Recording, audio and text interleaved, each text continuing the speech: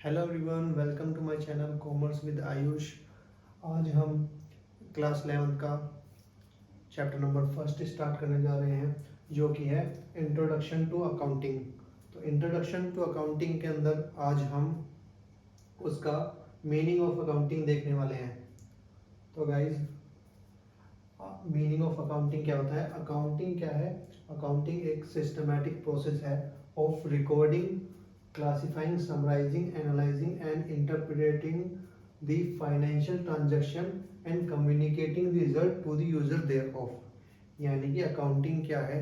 Accounting एक systematic process है, यानी कि अकाउंटिंग एक सिस्टम के थ्रू चलने वाली प्रोसेस है, जो कि जिसमें हम पहले क्या करते हैं? सबसे पहले हमारा होता है रिकॉर्ड करने का काम। उसके बाद क्या होता है? क्लासीफाई करने का काम। रिकॉर्ड किस में करते हैं?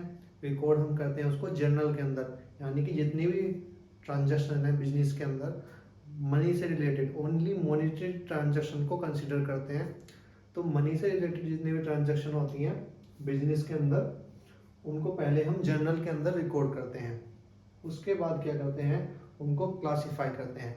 क्लासीफाई करने का काम कहाँ पर आता है? क्लासीफाई करने का काम आता है हमारा लेजर अकाउंट के अंदर। यानी कि सबसे पहले तो हमने जर्नल में रिकॉर्ड किया ट्रांजैक्शंस को, उसके बाद में सारी ट्रांजैक्शन को एक जगह रिकॉर्ड करने के बाद में एक ग्रुप के अंदर एक ग्रुप बना दिया। उसके अंदर जैसे मान लो सेल्स से रिलेटेड ट्रांजैक्शन है तो वो सेल्स अकाउंट में चली जाएंगी। परचेज से रिलेटेड जितनी भी ट्रांजैक्शन है वो सारी परचेज अकाउंट में चले जाएंगी। कैश से रिलेटेड जितनी भी ट्रांजैक्शन है वो सारी हमारी कैश अकाउंट में चली जाएंगी। तो ये क्या होता है? क्लासिफिकेशन कर देना। उसके बाद में क्या आएगा? समराइज करने का काम, यानी कि अब इनको जो क्लासीफाई किया है हमने अलग अलग अकाउंट में, इनको समराइज करना है। तो समराइज करने के लिए क्या करते हैं हम? सबसे पहले हम क्या बनाएंगे? उसके लिए हम सबसे पहले बनाएंगे ट्रायल बैलेंस। उसके लिए हम ट्रायल बैलेंस बनाएंगे, प्रॉफिट एंड लॉस अकाउंट बनाएंगे, बैलेंस शीट बनाएंगे। ये सब कहाँ करेंगे हम? समराइजेशन के अंदर। उसके बाद में क्या करेंगे? हम एनालाइज करेंगे कि हमारा कितना प्रॉफिट हुआ है, कितना हमारा लॉस हुआ है और हमारी फाइनेंशियल पोजीशन कैसी है। अब इस चीज़ को एनालाइज करेंगे हम। उसके एनालाइज करने के बाद में अब क्या करेंगे? Interpreting the financial transaction and communicating the result to the users. अब ये पता करने के बाद में कि कितना प्रॉफिट हुआ है, कितना लॉस हुआ है, कितनी हमारी फाइनेंशियल पोजीशन है, कैसी है, उसको पता करने के बाद में उसको रिजल्ट को हम बताएंगे किसको? हमारे यूजर्स को। अब जो यूजर्स होते हैं अकाउंटिंग के, वो हमारे होते हैं बैंक हो गए, फाइनेंशियल इंस्टीट्यूशन हो गए, ओनर, एम्प्लॉइज, क्रेडिटर, गवर्नमेंट। ये सब हमारे अकाउंटिंग के यूजर्स होते हैं। इनको चाहिए होती है अकाउंटिंग की इंफॉर्मेशन। बिकॉज बैंक को इसलिए चाहिए होती है अकाउंटिंग की इंफॉर्मेशन, क्योंकि बैंक को क्या होना देना होता है? बिजनेस को लोन देना होता है। तो बैंक उसकी प्रॉफिटेबिलिटी चेक करता है कि बिजनेस की प्रॉफिटेबिलिटी कैसी है।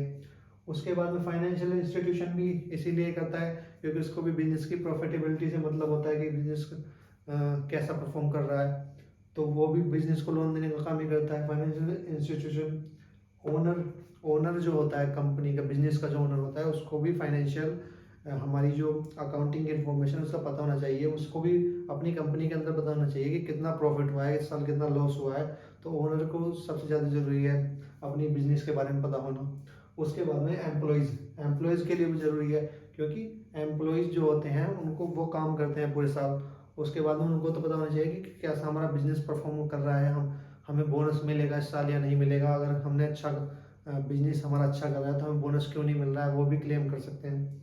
उसके बाद में क्रेडिटर्स, हमारे जो क्रेडिटर कौन होते हैं? क्रेडिटर वो होते हैं जिनसे हमने सामान उधारी पे लिया हुआ है, जिनसे हमने बिजनेस ने सामान उधार पर लिया हुआ है, वो हमारे क्रेडिटर हो जाएंगे। तो उनको वो सामान हमें उधार पर कब देंगे क्रेडिटर? जब हमारे बिजनेस की परफॉर्मेंस अच्छी होगी। अगर हमारे बिजनेस की परफॉर्मेंस अच्छी है तो क्रेडिटर हमें सामान उधार पर दे देंगे। तो इनको भी चाहिए होती है अकाउंटिंग की information, profit and loss, financial statement.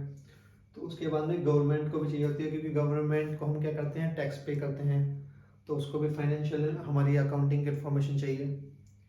उसके बाद में आता है पॉइंट अकाउंटिंग मीनिंग के अंदर ही, accounting shows the profit earn and loss incurred during the accounting period. तो अकाउंटिंग क्या शो करता है? वही बात है कि अकाउंटिंग शो करता है हमारा कितना हमारा प्रॉफिट हुआ है, कितना हमारा लॉस हुआ है अकाउंटिंग पीरियड के अंदर। अकाउंटिंग पीरियड हमारा होता है जो शुरू होता है 1 अप्रैल से 31 मार्च तक। हम 1 अप्रैल को स्टार्ट होता है, 31 मार्च को एंड होता है। तो उसमें हमें कितना प्रॉफिट हुआ है, कितना लॉस हुआ है, ये शो करता है हमारा accounting. Value and nature of assets, liability and owners equity, ये सारी चीजें, value of nature of assets, कितनी हमारी एसेट्स है, कितनी हमारी लायबिलिटी है, कितनी हमारी ओनर की इक्विटी है, यानी कि कैपिटल कितनी है हमारी, ये सब क्या कहाँ पे शो होता है, ये बैलेंस शीट में शो होता है। तो अकाउंटिंग के अंदर सब चीज आती हैं, हमारा profit and loss, trial balance, balance sheet, ये सब अकाउंटिंग के अंदर ही आती है। तो ये हमारा शो करता है अकाउंटिंग इन चीजों को। Okay guys.